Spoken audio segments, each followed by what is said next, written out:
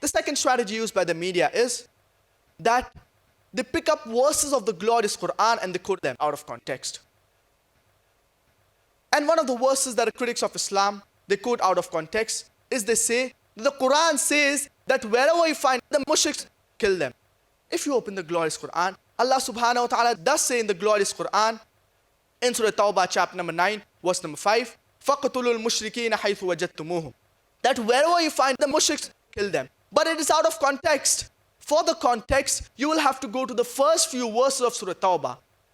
In the first few verses of Surah Tawbah, Allah subhanahu wa ta'ala is talking about a peace treaty between the mushriks of Makkah and the Muslims. And this peace treaty was unilaterally broken by the mushriks of Makkah. And by the time Allah subhanahu wa ta'ala reaches verse number 2, He is giving the mushriks of Makkah an ultimatum, a warning that put things straight in 4 months' time, otherwise declaration of war. And in Surah Tawbah, chapter number 9, verse number 5, Allah subhanahu wa ta'ala says that in the battlefield, wherever you find the mushriks, kill them. It is in context, but the media, it quotes it out of context.